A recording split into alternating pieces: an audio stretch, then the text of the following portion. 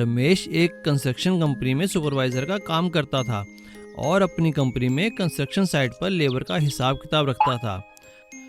वह अपना काम बड़ी मेहनत और लगन से करता था। सभी मजदूर और ऑफिसर उसकी तारीफ करते थे। रमेश अपने व्यवहार के कारण मजदूरों से अधिक काम ले लेता था। यह देखकर उसके ऑफिसर अमर ने कहा, रमेश, हम तुम्हारे काम से बहुत खुश हैं। शुक्रिया सर, कंपनी ने तुम्हें एक्स्ट्रा बोनस दिया है। रमेश खुशी खुशी बोनस के पैसों से मिठाई लेकर घर पहुंचता है। अरे सुनीता, मिठाई खाओ, मुझे कंपनी ने मेरे काम से खुश होकर बोनस दिया है। तभी अंदर कमरे से रमेश की पत्नी सुनीता का भाई कमल बाहर निकलता है। नमस्ते जीजा जी। अरे कमल, कैसे हो तुम? कहो कैसे आना हुआ? सारा दिन घर पर बैठा मक्खियाँ मारता है, इसीलिए पिताजी ने आपके पास भेजा है कुछ काम के लिए। अगले दिन रमेश कमल को लेकर अपनी साइट पर पहुंचता है। तभी अमर उसे बुलाते हैं। रमेश, देखो बरसात का मौसम शुरू हो रहा है। ऐसे में तुम्हें बाकी चीजों के साथ मच्छरों का भी ख्याल रखना होगा। साइट पर मच्छर न पैदा होने पाए। ठीक है सर, लेकिन इसके लिए मुझे एक आदमी रखना होगा। हाँ हाँ ठीक है, रख लो। सर, मेरी बीवी का भाई गांव से आया है, क्या मैं उसे रख लूं? अमर रमेश को हाँ कर देता है और रमेश कमल को पूरी साइट और मजदूरों के रहने की जगह दिखाता है और वहाँ की साफ सफाई की जिम्मेदारी देता है और कहता है, कमल देखो, पूरी साइट पर कहीं भी मच्छर ना पैदा होने पाए, उसके लिए तुम्हें जो उपाय करना है वह करो। कमल काम पर लग जाता है।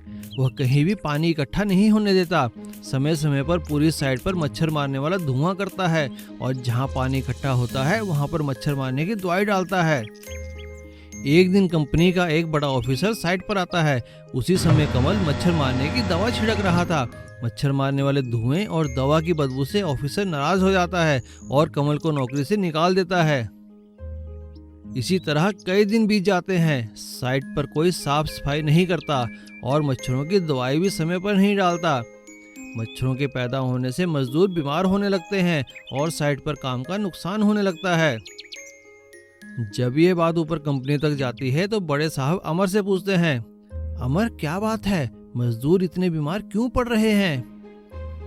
अमर कंपनी में सारी बात बताता है कि कैसे ऑफिसर ने सिर्फ बदबू के कारण कमल को नौकरी से निकाल दिया। अमर की बात सुन कंपनी का बड़ा ऑफिसर कमल से अपने व्यवहार के लिए माफी मांगता है। कमल, तुम्हारी वजह से साइट पर मच्छर पैदा नहीं हो रहे थे और सभी मजदूर स्वस्थ रह रहे थे। कंपनी तुम्हें दोबारा नौकरी पर रखती है। कमल खुश होकर अगले ही दिन से अपने काम पर लग जाता है और साइट पर फिर से साफ सफाई रहने लगती है और मच्छर भाग जाते हैं। सीख, मेहनती इंसान की हर जगह कदर होती है। लालची लॉरी ड्राइवर। श्यामू को पढ़ने लिखने का जरा भी शौक नहीं था। उसे तो बस ट्रक चलाने की ही लगी रहती थी। उसने अपना ड्राइविंग लाइसेंस भी बनवा लिया था, लेकिन एक दिन उसके पापा, जो खुद ट्रक ड्राइवर थे, उन्होंने उसका लाइसेंस लेकर अपने पास रख लिया और कहा, बेटा अभी तुम्हारी उम्र नहीं है ट्रक चलाने की, अभी तुम पढ़ लिख लो। उस दिन के बाद से श्यामू का मन कहीं नहीं लग रहा था। एक दिन श्यामू के पापा का एक्सीडेंट हो गया। हे भगवान, ये क्या हो गया? अब मैं गाड़ी कैसे चलाऊंगा? अजी, ये क्या हो गया आपको? भगवान का लाख लाख शुक्र है आपकी जान बच गई। अरे वो तो ठीक है, श्यामू कहाँ है? अरे वो बेचारा तो कमरे में दुपक कर बैठा है। आज रिजल्ट जो निकल गया, फिर से फेल हो गया है बेचारा। बुलाओ उसे। श्यामू अपने पापा के पास आता है। ये ले तेरा लाइसेंस, जब तक मैं ठीक नहीं होता ट्रक तू ही संभाल, लेकिन ध्यान रखना ट्रक संभाल कर चलाना। आप चिंता ना करें पिताजी, मैं बिल्कुल ध्यान रखूंगा। लेकिन ट्रक चलाते ही श्यामू ने बिल्कुल उल्टा किया।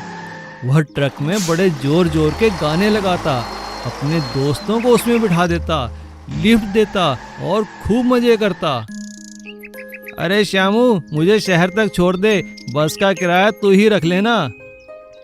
धीरे धीरे श्यामू को पॉकेट मनी बढ़ाने के लिए एक अच्छा उपाय सूझा। वह आते जाते रास्ते में बस का इंतजार कर रहे लोगों को अपने ट्रक में बिठा लेता और उनसे पैसे लेता। एक दिन वह अपने दोस्तों के साथ मस्ती करते हुए ट्रक में जा रहा था। थोड़ी दूर आगे जाने पर सामने से एक और ट्रक आ गया। उसने ट्रक को एक्सीडेंट से बचाने के लिए इधर उधर घुमाना शुरू कर दिया और ट्रक पेड़ से टकराकर पलट गया। ट्रक में बैठे उसके सभी दोस्त चिल्लाने लगे, बचाओ बचाओ, कोई है, बचाओ, हमें बचाओ।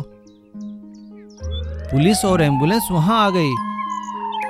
पुलिस वालों ने सभी बच्चों को और श्यामू को बचा लिया, लेकिन तेज गाड़ी चलाने, पोल्यूशन, ओवरलोडिंग और सवारी बिठाने के जुर्म में उसे सजा मिली। मुसीबत के समय में श्यामू का कोई भी दोस्त उसके काम नहीं आया। श्यामू इस बात से बहुत शर्मिंदा हुआ और उसने अपने पिताजी से कहा, पिताजी मुझे माफ करना।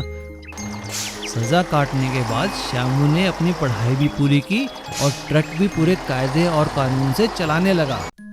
कमला नगर में हीरा नाम का एक डाकू रहता था। एक दिन डकैती के बाद उनके पीछे पुलिस लग गई। सभी डाकू हीरा के साथ घोड़ों पर भागने लगे। भागते भागते हीरा बहुत दूर निकल आया और थककर एक पेड़ के नीचे सो गया। अचानक पेड़ से एक बड़ा सा फल उसके सिर पे आ गिरा। जब हीरा को होश आया तो वह सब भूल चुका था। हीरा इधर उधर भटकने लगा। भूखा प्यासा हीरा एक बुढ़िया को मिला। अरे अम्मा, थोड़ा पानी तो पिला दो, बहुत प्यास लगी है। अरे राजू बेटा, तू आ गया। बूढ़ी अम्मा अंधी थी। उसका बेटा राजू उसे छोड़कर चला गया था, लेकिन वह हमेशा उसका इंतजार करती रहती। ले बेटा, कुछ खा ले, भूख लगी होगी ना। और हाँ, तू आ गया है ना, अब कल से कुल्फी बेचने जाना, आज रात जमा दूंगी। अगले दिन हीरा राजू की तरह कुल्फियां बेचता है। बुढ़िया अब उसे अपनी माँ लगती है। वह उससे बहुत प्यार करता है। उधर हीरा की टोली के डाकू उसे हर जगह ढूंढते हैं। टोली के डाकू हीरा सरदार की तलाश में दूर दूर तक ढूंढने निकले, लेकिन उन्हें कुछ पता नहीं चला। एक दिन अचानक एक डाकू ने हीरा को कुल्फी बेचते हुए देखा।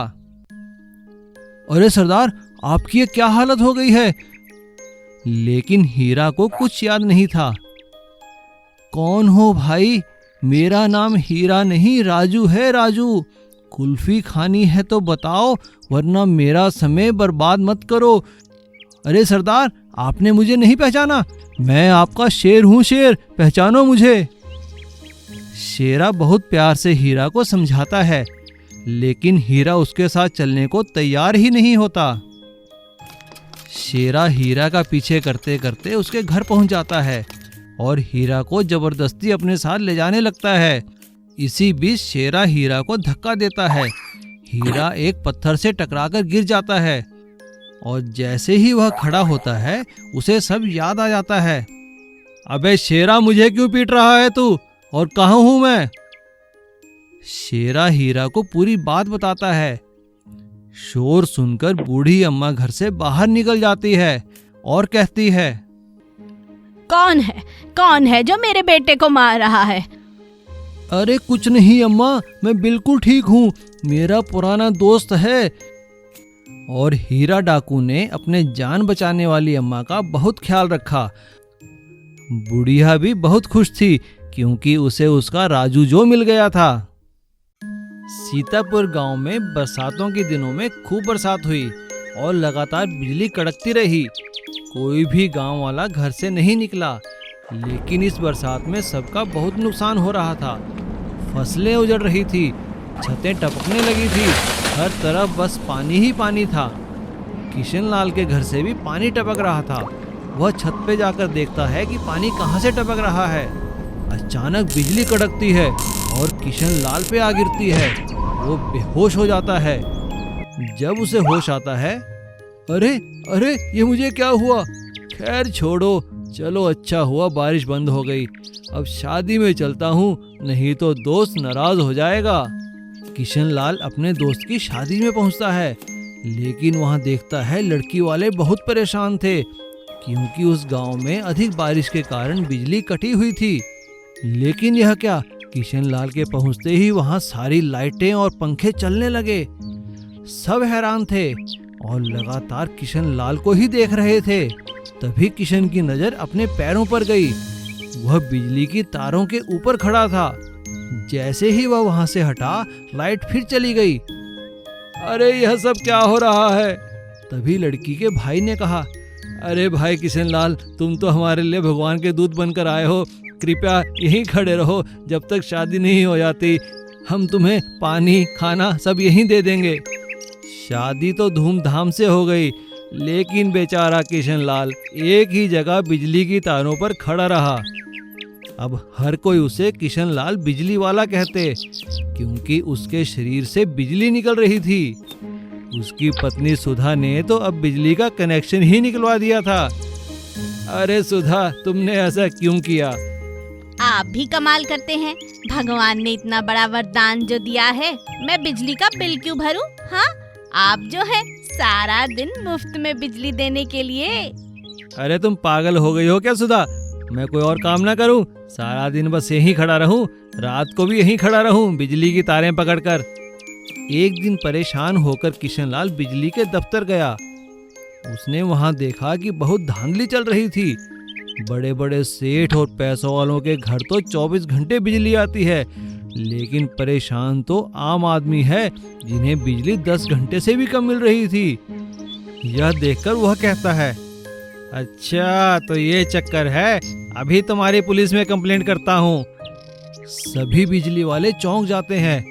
वह उसे पकड़कर एक खंबे से बांधने की कोशिश करते हैं, लेकिन वह उसे छू भी नहीं पाते। उन्हें इतना तेज करंट लगता है कि दूर जाकर गिरते हैं। किशन लाल हंसते हुए कहता है, अगर पुलिस से बचना है, अभी पूरे गांव में 24 घंटे बिजली भेजो, वरना यहाँ रोज आकर झटके देता रहूंगा। बिजली वाले तुरंत पूरे सीतापुर गांव में 24 घंटे बिजली की सप्लाई करते हैं। और अब किशन लाल को भी थोड़ा आराम मिलता है, क्योंकि अब उसे किसी को बिजली सप्लाई नहीं करनी पड़ती। Please subscribe.